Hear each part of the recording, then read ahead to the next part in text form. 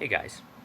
When Sir Arthur Conan Doyle and Dr. Joseph Bell worked to solve the Jack the Ripper mystery, the way they did it was they independently worked on the case.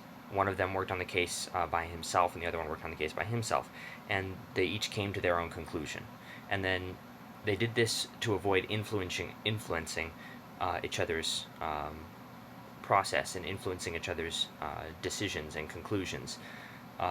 The reason why is because if they both independently came to the same conclusion, the probability that their conclusion is correct is much higher than if they had worked together and came to the same conclusion.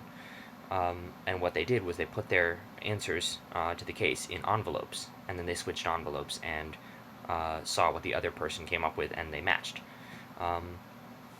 So, Practical Deduction and I have teamed up to work on an idea that he came up with, and we're calling it envelopes. And basically, we do the same thing. We take a case or a situation of some kind. In this case, it's a series of pictures that he took of a crime scene while he was on a hike the other day. And what we're going to do is he's going to come to his conclusion about what happened there. I'm going to come to a conclusion about what happened there independently of him. Then we're both going to simultaneously upload videos in which we explain our conclusions, and that's what this is. This is my explanation of the case. After I explain it, I want you to click the link that's in the description, and it will take you to his video in which he explains his conclusion to the case. So without further ado, this is the first of the envelopes cases. Okay, first off I'd like to say that I think Practical Deduction's solution to this puzzle is going to be a bit more complete than mine. And I think it's because I may or may not be overthinking this based on the information that I have. So here's the case. Practical Deduction took these pictures while he was on a hike the other day. This is the scene of the crime. The fact that there are tire tracks heading off into the distance, and what looks like sort of a grain to the way the grass is growing, leads me to believe that this piece of land belongs to someone, which means that one of the animals involved could be livestock. The case, basically, it appears we've got a track that looks like this, which looks like a hoof track of some kind of small hoofed animal like a deer, or possibly something like a sheep. If it's livestock, something like that. It's hard to tell exactly what kind because of the chunkiness of the ground. Kind of makes it difficult to read this kind of track. This is a fragment of bone that was found at the scene of the crime. It's obviously a bone fragment because the jaggedness of the top edge that indicates that it was broken off. This is another track that was found at the scene of the crime. Now this one is obviously canine. It's obviously a very, very fresh track, partly because I know that it rained the day before this picture was taken, which means that this can be no more than a day old. Definitely looks very fresh. Now, it's a canine of some kind, possibly a dog, possibly a wild dog, and possibly a coyote, which is what I'm leaning towards as coyote, simply because of the size of the track and the fact that coyotes are one of the more common wild dogs in the area, which is Oklahoma.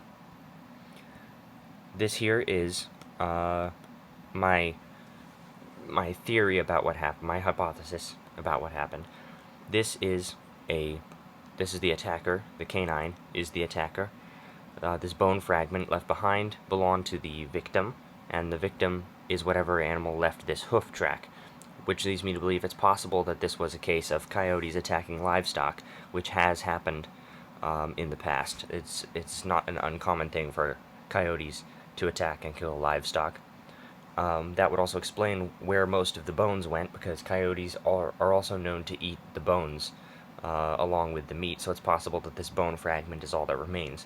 Or if this land does belong to someone, and this was a case of coyotes attacking livestock, it's entirely possible that the remains of the livestock were removed by whoever owns this land, and this one piece of bone is all that remains. The only problem I have with this is I don't know exactly what kind of bone this is, so I can't say for sure what type of animal was killed. For all we know, it could belong to the coyote, in which case I'm not exactly sure what happened. Although there is the possibility that the coyote attacked a wild animal, and this land doesn't belong to someone, or if it does, that the animal doesn't necessarily belong to the person. Either way, it's entirely possible that the reason why only one bone remains is because somebody cleaned up after, the incident, or the coyote ate most of what was there and just left this one piece of bone. The other problem with that is that the hoofed animals, I don't know what hoofed animal would leave a bone this small, or not, would have a bone this small. I think this is the place where having a bit more of exact knowledge in this area would be useful. The other thing that I'm not completely sure about is I can't tell for sure, but this bone almost looks like it is older than the track. The track is no more than a day old, but the bone looks very clean, and there are signs that it is older than it is, older than the track is. That makes me wonder whether this bone and this track actually go together. But like I said, practical deduction was actually there. He probably has a better solution to this puzzle.